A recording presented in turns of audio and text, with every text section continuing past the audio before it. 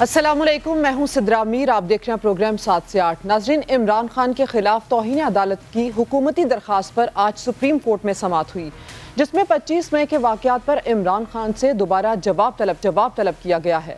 پچھلے جواب میں عمران خان نے پی ٹی آئی قیادت کی جانب سے سپریم کورٹ کو کروائی گئی یقین دہانی سے لا علمی ظاہر کی تھی، اور یہ بھی کہا گیا تھا کہ سپریم کورٹ کے ڈی چوک نہ آنے کے فیصلے کے بارے میں انہیں علم نہیں تھا۔ آج کی سماعت میں سپریم کورٹ کے ریمارکس تھے کہ تحریک انصاف نے عدالتی حکم کا غلط استعمال کیا، 2 وکلاء کے ذریعے عدالت کو گمراہ کیا گیا۔ عدالت نے بابر اعوان اور فیصل چودھری پر اعتماد کیا تھا، اگر ان کا کسی سے رابطہ نہیں ہوا تھا تو عدالت کو کیوں نہیں بتایا گیا؟ H9 گراؤنڈ سے آگے جانے کا کوئی جواز ہی نہیں تھا۔ چیف جسٹس نے مزید یہ بھی کہا کہ 10,000 بندے بلا کر 2 لاکھ افراد کی زندگی اجیرن نہیں بنائی جا سکتی۔ فیض آباد دھرنے کے دوران ایمبولنس میں لوگ مر گئے تھے، جمہوری لوگ اس طرح سے احتجاج نہیں کرتے، ہم بہت تحمل سے کام لے رہے ہیں۔ دستیاب مواد کے مطابق عمران خان کو نوٹس ہونا چاہیے، پھر بھی وضاحت کا موقع دے رہے ہیں۔ عمران خان کو ہفتے کے روز تک اپنا دستخط شدہ جواب سپریم کورٹ میں جمع کروانا ہے، اور ان کا یہ جواب ہی توہین عدالت کی کارروائی اور لانگ مارچ کے مستقبل کا تعین کرے گا۔ پروگرام میں آج بات کرنے کے لیے ناظرین ہمارے ساتھ ایڈوکیٹ جنرل اسگیر جدون صاحب بھی ہوں گے۔ پاکستان مسلم لیگ نون سے سینیٹر افنان اللہ صاحب نے ہمیں جوائن کیا ہے۔ افنان صاحب، پی ٹی آئی نے 11 نومبر کو اسلام آباد پہنچنے کا اعلان کر دیا ہے۔ لانگ مارچ کے دوران تصادم اور خون ریزی کی باتیں بھی کی جا رہی ہیں۔ حکومت خود خدشات کا اظہار کر رہی ہے، لیکن مذاکرات سے انکاری بھی ہے۔ آپ لوگوں کا پلان کیا ہے آخر، یہ بھی بتائیے، اور آج جو اہم ایک سماعت ہوئی ہے، عدالتی ریمارکس جو آئے ہیں، اس بارے میں آپ کیا کہیں گے؟ جی بسم اللہ الرحمن الرحیم۔ دیکھیں، پی ٹی آئی جو ہے اس کی ایک ہسٹری ہے، جیسے کہ آپ نے بھی تھوڑی سی اس کے اوپر روشنی ڈالی کہ یہ انہوں نے 2014 کے دھرنے سے پہلے انہوں نے کہا تھا کہ ہم اپارا آئیں گے، اپارا سے آگے ڈی چوک نہیں جائیں گے، اور اپارا پہنچتے ہی انہوں نے کہا اب ہم ڈی چوک جا رہے ہیں۔ پھر 2016 میں انہوں نے یہ کیا، ابھی ریسنٹلی اس مئی میں انہوں نے کہا کہ ہم ڈی چوک نہیں جائیں گے، اسلام آباد ہائی کورٹ کا آرڈر ہے، سپریم کورٹ کا آرڈر ہے، اور عمران خان نے سپریم کورٹ کے آرڈر کو بھی مینیپولیٹ کیا اور کہا کہ جی ہمیں اب کہہ دیا گیا ہے سپریم کورٹ کی طرف سے کہ ڈی چوک چلے جاؤ، حالانکہ سپریم کورٹ نے کہا تھا کہ یہ G9 کے ساتھ جو جگہ ہے جلسہ کا، وہاں پہ جائیں آپ۔ تو یہ ان کا ایک عمران خان صاحب کا یہ ایک وہ ہے ہسٹری ہے کہ یہ ہمیشہ جو ہے وہ بات کو مینیپولیٹ کرتے ہیں، انتہائی مینیپولیٹو منافق قسم کے انسان ہیں۔ یہ ان کا کام ہی یہ ہے کہ یہ ہر چیزوں کو گھما پھرا کے ایسے پیش کریں جیسے ان کا جو ہے وہ اس میں فائدہ ہو۔ تو یہ اب سپریم کورٹ کے اوپر ہے کہ وہ 25 مئی کے معاملے کو کیسے دیکھتی ہے، اور جو ہے وہ جو کچھ پہلے ہوتا رہا، جو انہوں نے بیان دیے، انہوں نے اس دفعہ تو یہاں تک بھی کہا کہ ان کے وزیروں نے کہ جی ہم اسلحہ لے کے اسلام آباد پہ حملہ کر دیں گے، اور ہمیں جہاں روکا گیا وہاں پہ بندوقیں استعمال کریں گے۔ تو یہ اگر اس طرح کے مائنڈ سیٹ کے لوگ اسلام آباد پہ چڑھائی کرنے شروع کر دی انہوں نے، تو بس پھر اللہ ہی حافظ ہے اس ملک کا۔ پھر ہر کسی جتھے کے پاس جس کے پاس اسلحہ ہے اور چند ہزار لوگوں کی سپورٹ ہے، وہ پھر اسلام آباد آ جایا کرے گا اسلحہ لے کے، اور پھر وہ اپنی حکومت بنایا کرے گا۔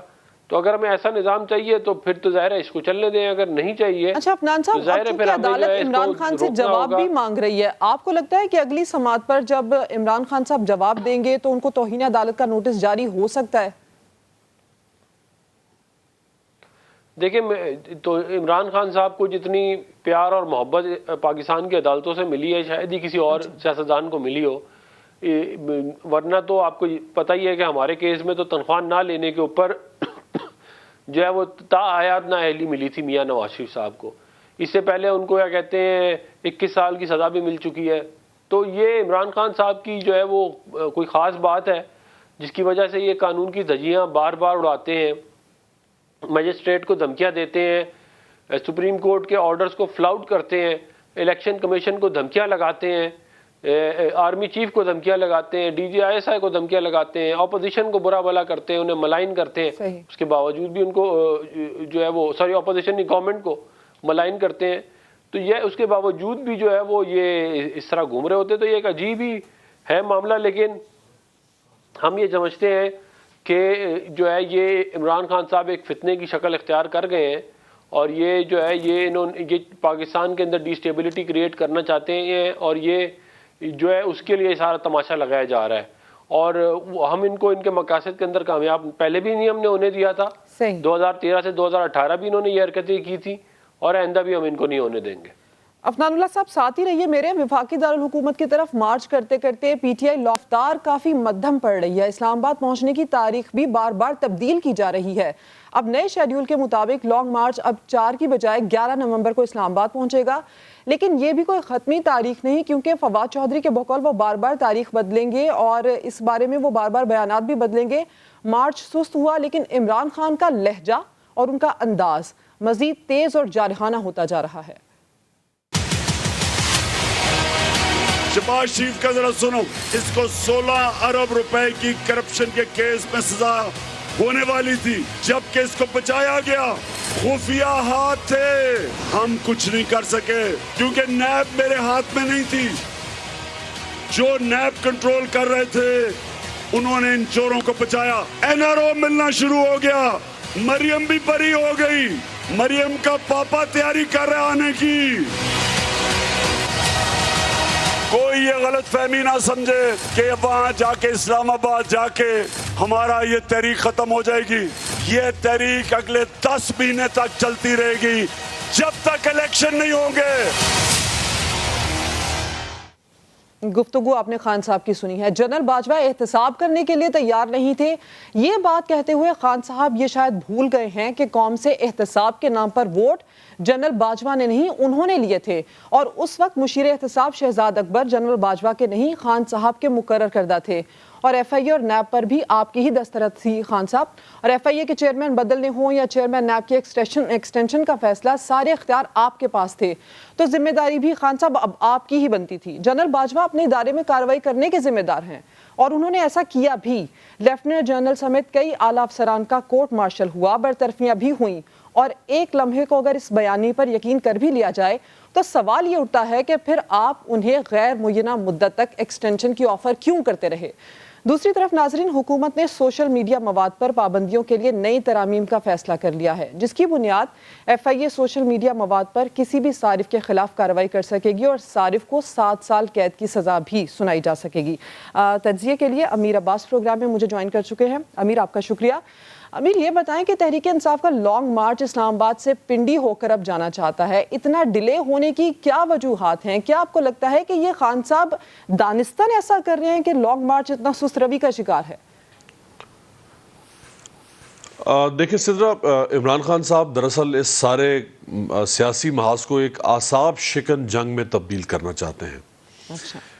وہ دیکھنا چاہتے ہیں کہ کس کے اعصاب پہلے ٹوٹیں گے, یعنی عمران خان کے اعصاب پہلے ٹوٹتے ہیں یا اس حکومت کے اعصاب پہلے میچ کو آخری بال تک لے جانا چاہتے ہیں, کسی تیسری جگہ سے یا کسی تیسری جگہ سے اعصاب پہلے ٹوٹتے ہیں.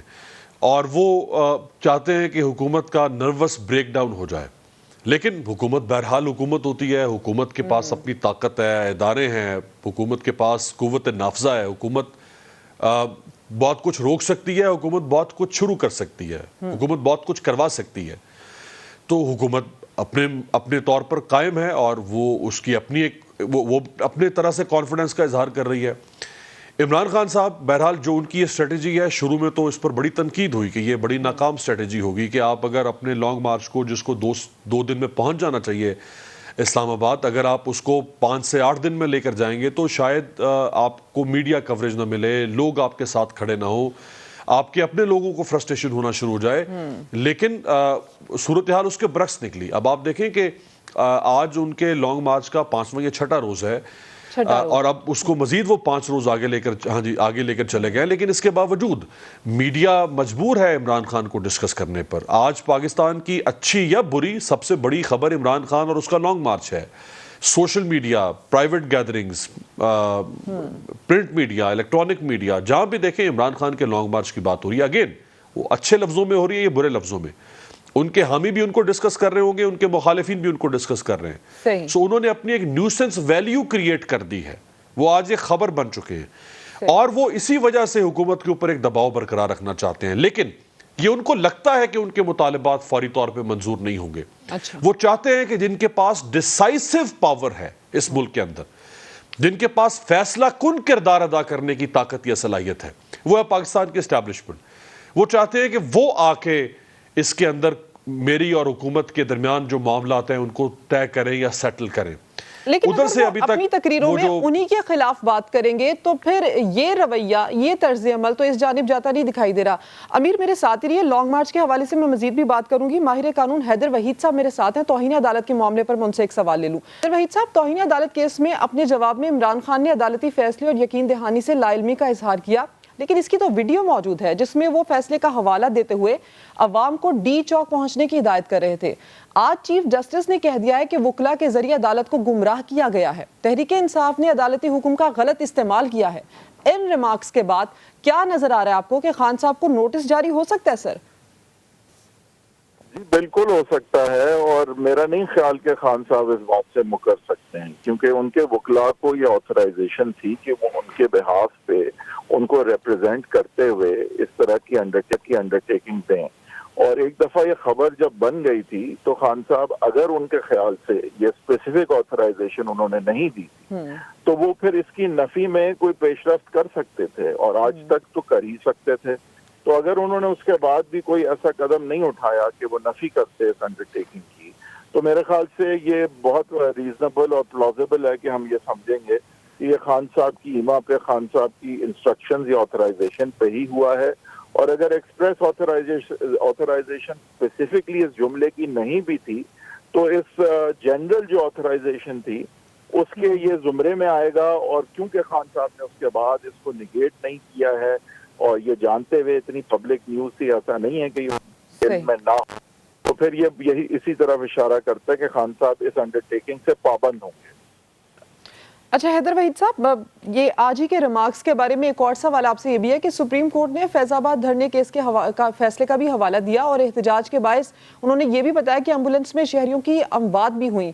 ये भी कहा कि जमहूरियत में ऐसे एहतजाज नहीं होते कि 10,000 लोगों को बुलाकर आप 2 लाख लोगों की जिंदगी अजीरन बना दें। क्या लगता है आपको कि अदालत एहतजाज को महदूद करने के लिए कोई हुक्म जारी कर सकती है? बिल्कुल कर सकती है, क्योंकि एहतजाज का हक आईनी हक जरूर है, लेकिन वो रीजनेबल रिस्ट्रिक्शंस के बगैर नहीं है। वो उसमें आप फायर आर्म्स नहीं ला सकते, आप जो है वो बाकियों के जो आईनी हुकूक है उनको मजरू नहीं कर सकते। ऐसा नहीं हो सकता मैं एहतजाज करूंगा और आप काम पे नहीं जा सकेंगे। ये नहीं होगा कि मैं एहतजाज करूंगा और आप जो है वो खाने को आपको जो है जाने के लिए लाने के लिए जो है वो आपको रास्ता नहीं मिलेगा। तो मेरे ख्याल से आईनी हुकूक को बैलेंस करना पड़ता है। एहतजाज का हक उनको हासिल है और मुख्तलिफ जगहों पे खासकर लॉ एंड ऑर्डर की सिचुएशन क्रिएट ना करते हुए अगर वो एहतजाज करना चाहते हैं तो सौ बिस्मिल्लाह करें। और वहाँ ये भी सवाल उठेगा कि परपेचुअल एहतजाज की कोई एक उन्हें जगह दे दे तो ये थोड़ी है कि उनकी कोई मिल्कियत है कि मैं बैठ के 300 दिन वहाँ बैठा रहूंगा। तो मेरे ख्याल से हुदूद के अंदर एहतजाज बेशक एक आईनी हक है और वो हक उन्हें मिलना चाहिए और मिलेगा। और ये बात गलत है कहना कि इस्लामाबाद वो नहीं आ सकते। हर शहर में ये आईनी हक जो है तो इस्तेमाल हो सकता है, लेकिन हर शहर के मुख्तस इलाके जगहों में जो एहतजाज के लिए मुख्तस की जाती हैं, ये नहीं कि वो रेड जोन में आ सकते हैं। सवाल ही पैदा नहीं होता कि रेड जोन में एहतजाज की इजाजत इस तरह से हो।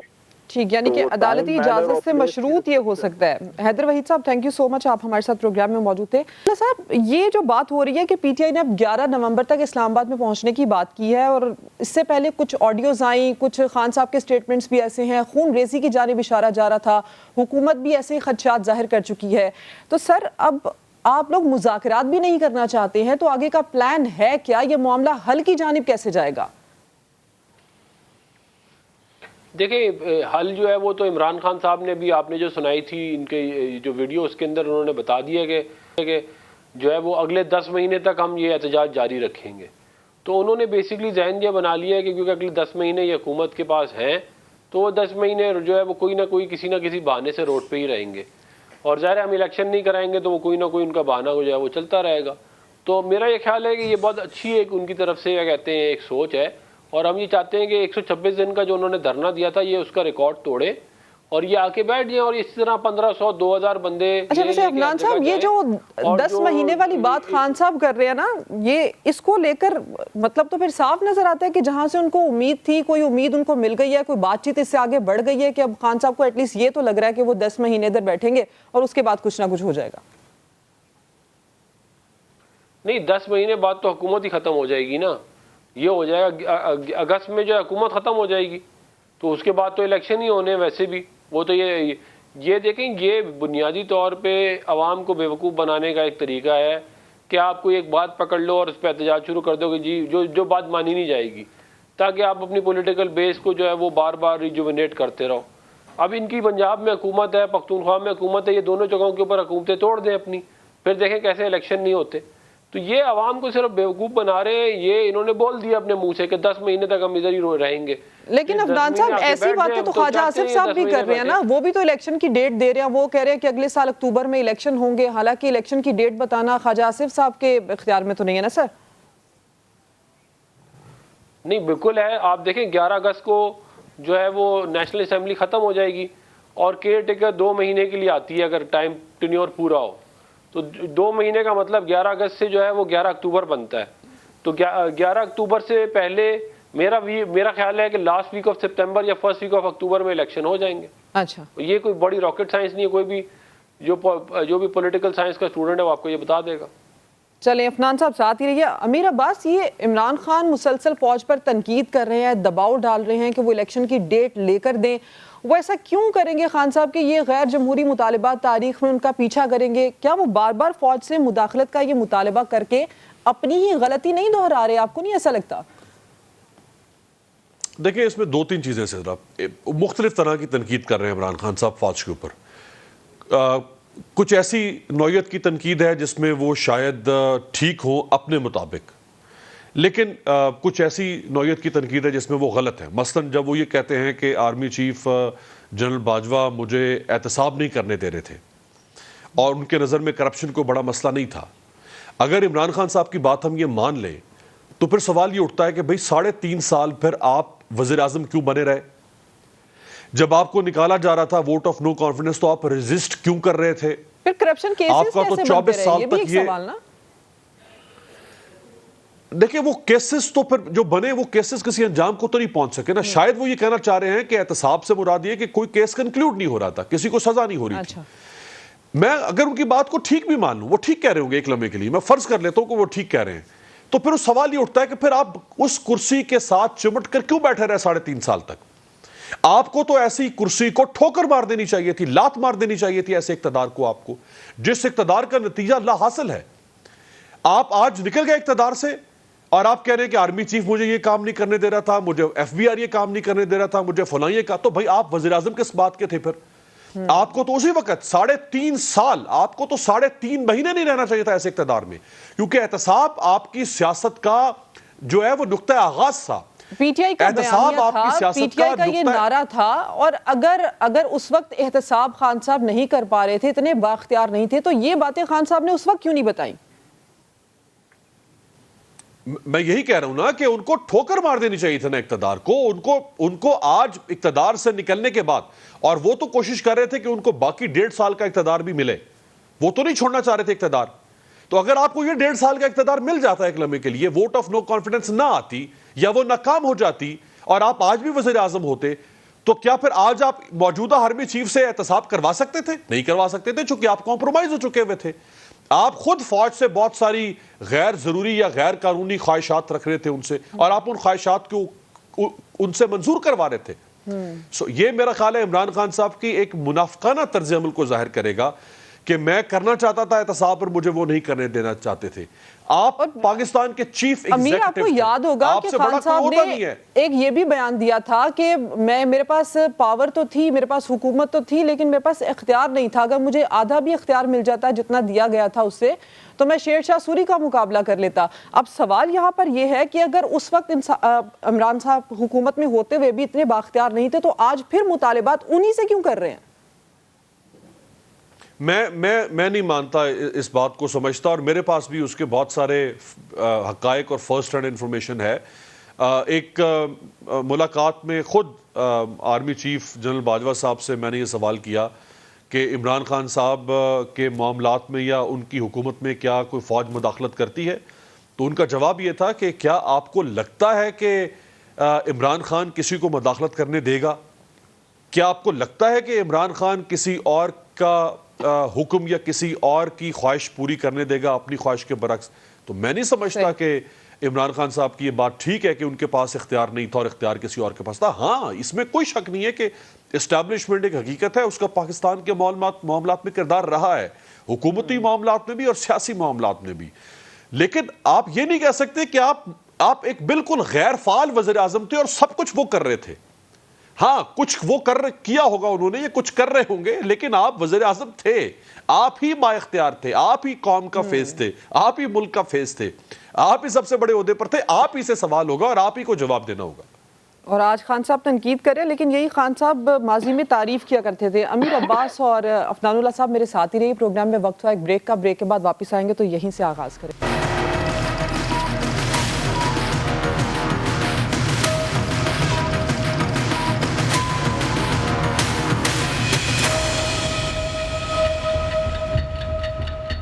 ویلکم بیک ناظرین. افنان اللہ صاحب, لندن سے یہ سٹیٹمنٹ آتا ہے کہ کوئی مذاکرات نہیں ہوں گے, پاکستان میں کمیٹی بنائی جاتی ہے مذاکرات کے لیے اور پھر اس میں مشروط پیشکش کی جاتی ہے مذاکرات کے لیے.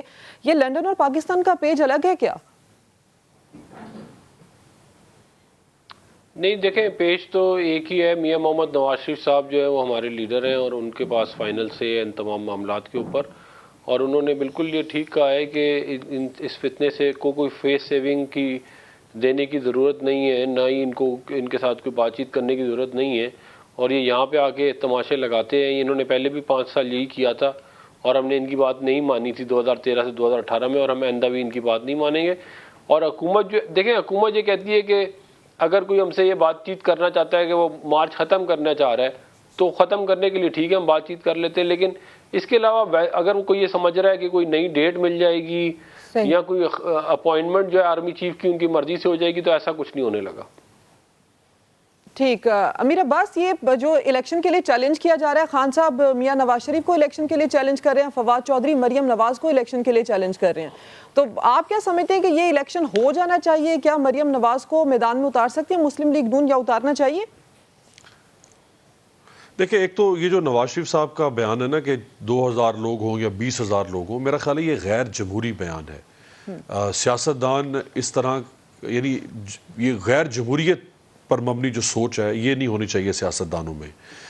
کوئی بھی شخص ہو, عمران خان تو ایک پارٹی کا سربراہ ہے, کوئی بھی شخص, میں, آپ, ڈاکٹر افنان, ہم کسی بھی حیثیت میں اگر ریاست سے کوئی مطالبہ کرتے ہیں تو ریاست کا کام ہے کہ وہ اس مطالبے کو, اگر وہ مناسب مطالبہ ہے تو اس کو سنیں. یہ سوچ خطر ہے اگر کسی میں بھی پائی جائے کہ ہم کسی کی بات نہیں مانیں گے. جہاں تک یہ الیکشن کا چیلنج ہے, دیکھیں ماضی میں صرف ایک ایسا موقع ہمیں ملتا ہے جہاں 2 پارٹی لیڈرز نے ایک دوسرے کا مقابلہ کیا ہو, اور وہ ہے ذوالفقار علی بھٹو اور مفتی محمود, جس میں بھٹو صاحب کو شکست ہوئی تھی اور مفتی محمود کامیاب ہوئے تھے. اس کے علاوہ پارٹی لیڈرز ہارتے رہے ہیں, اس کی بے شمار مثالیں ہیں. خود عمران خان 1997 میں نواز شریف سے الیکشن ہار گئے تھے. اسی طرح بلاول بھٹو زرداری ابھی لیاری سے الیکشن ہار گیا. عبدالشکور شاہ ایک گمنام سا کردار ہے قومی سطح پر, اس کو کوئی جانتا بھی نہیں تھا 2018 سے پہلے, ان سے الیکشن ہار گئے. جس کو منی لاڑکانہ کہا جاتا ہے مالاکنڈ, وہاں سے بلاول الیکشن ہار گئے. شہباز شریف ڈیرہ غازی خان سوات اور کراچی سے الیکشن ہار گئے پارٹی ہیڈ. مولانا فضل الرحمان 2 جگہوں سے الیکشن ہارے, شاید NA 38 اور 39 سے. اسفند یار ولی ایک اور پارٹی ہیڈ, وہ الیکشن ہار گئے. شاہد خاقان عباسی جو پرائم منسٹر رہے اور 7 یا 8 دفعہ MNA رہے, وہ صداقت عباسی جیسے ایک گمنام کردار سے الیکشن ہار گئے. پھر 1990 کے الیکشن میں اس وقت غلام احمد بلور جو ابھی عمران خان سے الیکشن ہارے, انہوں نے محترمہ بے نظیر بھٹو کو پشاور میں الیکشن ہرایا تھا, حالانکہ بے نظیر بھٹو پرائم منسٹر رہی تھی. ڈیٹیل ہسٹری آپ نے اس بارے میں بتائی ہے. پروگرام میں آپ میرے ساتھ تھے اور افنان اللہ صاحب آپ نے بھی پروگرام میں وقت دیا, آپ دونوں میں. ناظرین ایک بریک کی جانب چلتے ہیں, بریک کے بعد واپس آئیں گے تو مزید بات کریں گے.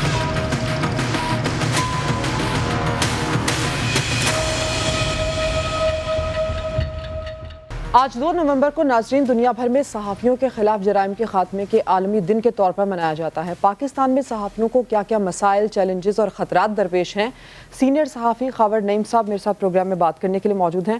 خاور نعیم صاحب, آپ نے جنرل ضیاء کے دور میں جدوجہد کی, کوڑے بھی کھائے, دہائیاں گزر گئی, لیکن آج بھی صحافیوں کو مختلف انداز میں تشدد کا سامنا ہے. 10 سال میں صرف 50 سے زائد جانیں بھی جا چکی ہیں اور تقریباً 90% سے زائد کیسز اپنے انجام کو ہی نہیں پہنچے ہیں. کیوں؟ آج پاکستان میں صحافیوں کے جرائم کے خلاف اقدامات کے لیے سد باب کے لیے عالمی سطح پر جو دن منایا جا رہا ہے، اس کو پاکستانی صحافی یا پاکستانی صحافیوں کی یونینز یا جتنے بھی ہمارے پریس کلبز ہیں، انہوں نے اتفاق کیا ہے کہ پریس کلبوں کے چھتوں کے اوپر کالے پرچم لہرا دیے جائیں۔ کسی یونین نے اور کسی پریس کلب میں اس حوالے سے کوئی تقریب منعقد نہیں کی۔ یہ بذات خود کسی پاکستان میں کسی تقریب کا منعقد نہ ہونا بذات خود اس بات کا غماز ہے کہ پاکستان کے جو صحافی ہیں وہ کس حالت میں زندہ ہے۔ اچھا، ہائی کورٹ کے حکم پر صحافیوں کے مسائل حل کرنے کے لیے 3 رکنی کمیٹی قائم کی گئی ہے جس نے اپنی تجاویز وزارت اطلاعات کو دینی ہے۔ آپ کو امید ہے سر کہ صحافیوں کو تنخواہیں نہ ملنا یا وقت پر نہ ملنا اور انشورنس جیسی بنیادی ضروریات پوری ہو سکیں گی؟ 1% مسئلہ بھی صحافیوں کا حل نہیں ہو سکتا، کیونکہ پاکستان میں فیڈرل لیول پہ 2 یونینز کا دعویٰ ہے پچھلے کوئی 10 سال سے کہ ہم نمائندہ یونین ہیں۔ 10 سال پہلے کوئی الیکشن ہوئے تھے، اس میں 1 ووٹ کا جھگڑا پڑا تھا اور دونوں یونینز جو ہے وہ اسلام آباد والی یونین ہو یا لاہور والی ہو، دونوں یونینز غیر فعال ہیں۔ جس ملک میں صحافی یونین کا یہ سیاہ کردار ہو، وہاں پر ہائی کورٹ یا سپریم کورٹ پاکستان کے صحافیوں کے بنیادی مسائل کیسے حل کرا سکتے ہیں؟ ٹی وی کے میرے مسائل جو ہیں وہ انتہائی محدود انداز میں اس طرح حل ہوئے تھے کہ اسلام آباد کے 3-4 لڑکوں نے سپریم کورٹ میں ایک ریٹ دائر کی تھی اور لاہور میں انہوں نے دوستوں سے کہا کہ آپ ہمیں پہلے 10-10 ہزار روپے بھجوائیں وکیل کو دینے کے لیے، اس کے بعد 10-10 ہزار روپے کی ضرورت اور پڑے گی تو وہ آپ سے لیں گے۔ تو یہاں بول ٹی وی کا کوئی ایک کارکن بھی ایسا نہیں تھا جو بیچارہ 10 ہزار روپے دے سکتا۔ میں نے کہیں سے لے دے کے ان کو 10 ہزار روپے بھجوائے، اس کے بعد انہوں نے دوبارہ مجھ سے 10 ہزار روپے منگوائے، وہ میں نے ان کو بھجوائے۔ لیکن سپریم کورٹ نے جو مجھے چیک دیا تھا وہ چیک میری اصل تنخواہ کا 20% بھی نہیں تھا۔ صحیح۔ انہوں نے 3 لاکھ روپے کار کے مہینہ اس کار کے کاٹے ہوئے تھے، 5 سال کے 3 لاکھ روپے مہینہ کے حساب سے میری کٹوتی کی ہوئی تھی، جو کار پہلے ہی مہینے مجھ سے لے لی گئی تھی، اور دوسری کار چوری کی گئی، تیسری کار بھی چوری کی گئی، تو ان کاروں کے پیسے بھی لیے گئے۔ مطلب انتہائی فراڈ کی جو انتہا ہوتی ہے نا، بول ٹیلی ویژن جس کا نام ہے بول اور اس کا مالک شعیب شیخ، میں اس پہ بڑی لمبی بات کرنا چاہتا ہوں۔ اگر شعیب شیخ صاحب کے اندر غیرت ہے تو میں آپ کے ٹیلی ویژن کے توسط سے کہوں گا، اگر 1% بھی غیرت ہے تمہارے اندر، میرے سامنے آؤ اور بیٹھ کے بات کرو، مکالمہ کرو، میں بتاؤں کہ پاکستان میں تم نے صحافت کو اور صحافی کو کیسے برباد کیا ہے اور تم نے جیل کیسے کاٹی ہے۔ جب میں بتاؤں کہ تم نے جیل کیسے کاٹی ہے تو لوگوں کو پتہ چلنا چاہیے کہ صاحب جیل کیسے کاٹ رہے تھے۔ جیل کا، کراچی سینٹرل جیل کا جو میٹنگ روم ہوتا ہے جس میں کوئی 150 آدمی بیٹھ سکتے ہیں، یہ شعیب شیخ کے قبضے میں تھا، اس کی نگرانی میں تھا۔ اچھا۔ جیل کے میٹنگ روم میں بول کی آفیشل میٹنگ ہوا کرتی تھی، میں خود ان میٹنگز میں بلوایا گیا، میں نے خود سب کچھ دیکھا وہاں ہوتے ہوئے۔ शुएब शेख की जो जेल थी वो दूसरे मालकान तो समझते होंगे कि हमने इसको पकड़वा दिया है, उसका सारे काम जो है जेल के अंदर से चल रहे थे, कोई काम उसका नहीं रुका हुआ था। खावर नईम साहब, बड़े आपने बात की है, अरशद शरीफ वाले मामले पर भी मैं आपसे सवाल करूंगी। अरशद शरीफ की वालिदा ने भी हुकूमती कमीशन पर अदम एतमाद का इजहार किया है सर, और चीफ जस्टिस को उन्होंने खत लिखा है। हुकूमती इक़दामात को इस मामले में आप कैसे देख रहे हैं? देखिए, अरशद शरीफ की मौत पे मैंने भी एक ब्लॉग किया हुआ है। उस ब्लॉग में मैंने रिक्वेस्ट की है लोगों से कि अपनी आरा मत दें सही कि जी ऐसे हो गया होगा, वैसे हो गया होगा। सिर्फ आप अरशद शरीफ की पाकिस्तान से रवानगी के असबाब देखें, और ये हुकूमत वक्त अगर अरशद शरीफ के सही मर्डर में मुलव्वस नहीं है तो सबसे पहला काम इनको ये करना चाहिए कि दुबई की हुकूमत से ऐलान करवाना चाहिए कि क्या पाकिस्तान की हुकूमत या पाकिस्तान के किसी हाकिम ने दुबई वालों को फ़ोन किया कि इसको यहाँ से निकाल दे, पाकिस्तान इसकी दुबई में मौजूदगी को पसंद नहीं करता। वो अरशद शरीफ जो एक मशहूर आदमी तो था, पॉपुलर आदमी तो था, लोग उसको सुनते तो थे, लेकिन वो बेचारा इतना सादा आदमी था कि उसके पासपोर्ट पे किसी मुल्क का वीज़ा तक नहीं लगा हुआ था, जिसकी वजह से उसको वीज़ा फ्री कंट्री कीनिया में जाना पड़ता है। सही। और जो हालात सारे नजर आते हैं, इन हालात को, शवाहद को सामने रखा जाए, मैं अरशद शरीफ की मौत को मर्डर समझता हूँ। खावर नईम हाशमी साहब, आपने प्रोग्राम में वक्त दिया, आपका शुक्रिया। ये कुछ फैक्ट्स एंड फिगर्स हैं नाजरीन मेरे पास आपको बताने के लिए, वो मैं आपको बताऊं। अक़वाम मुत्तहिदा के मुताबिक 1993 से अब तक दुनिया भर में 1500 से ज़ायद सहाफ़ी मारे गए हैं। मारूफ सहाफ़ी अरशद शरीफ के साथ भी यही हुआ, जिन्हें गैर मामूली हालात में कत्ल किया गया, और तहकीकात इसकी जारी हैं। लेकिन मुल्ज़िमान गिरफ्त में आएंगे या नहीं, ये एक बड़ा सवाल है, क्योंकि ये जो प्रेस फ्रीडम नेटवर्क के मुताबिक गुज़श्ता 10 सालों में 53 सहाफ़ियों का कत्ल हुआ है और 96% केसेस में मुल्ज़िमान को सज़ा नहीं हुई है। ये रिपोर्ट के मुताबिक शायद इसीलिए प्रेस फ्रीडम इंडेक्स में पाकिस्तान 180 ममालिक में 197वें नंबर पर है। हालांकि इथियोपिया और युगांडा जैसे थर्ड वर्ल्ड ममालिक भी इस फहरिस्त में हमसे कई दर्जे ऊपर हैं। और पाकिस्तानी सहाफ़ियों को क्या क्या मसाइल हैं, क्या क्या चैलेंजेस हैं, क्या क्या ख़तरात दरपेश हैं, इसके ऊपर खावर नईम हाशमी साहब ने बड़ी तफसील से गुफ्तगू की है, और कुछ फैक्ट्स एंड फिगर्स हमने भी आपके सामने रखे हैं। और इसके ऊपर जो मज़ीद चीज़ें हैं वो ये सवालात ये उठते हैं कि क्यों इसके ऊपर कोई तहकीकात नहीं की जाती, सहाफ़ियों को क्या क्या मसाइल हैं, क्या क्या चैलेंजेस हैं, और जब उनकी जान चली जाती है तो उसके बाद उसके ऊपर कमीशन बनती है, कमेटी बनती है, लेकिन वो किसी मंतकी अंजाम तक नहीं पहुंचती है। इस्लामाबाद हाई कोर्ट ने भी सहाफ़ियों को पेश आने वाले मसाइल के हवाले से एक कमेटी कायम की है, और 3 रुकनी इस कमेटी को सहाफ़ियों के जो मसाइल हैं उनको हल करने के लिए अहकामात जारी किए गए हैं और बताया गया है, और ये बड़ा खुशाइंद इक़दाम है जो इस्लामाबाद हाई कोर्ट की जानिब से बिलाखुर उठाया गया है। नाज़रीन, आज के प्रोग्राम से मुलाकात होगी कल दोबारा, अपना ख्याल रखिए।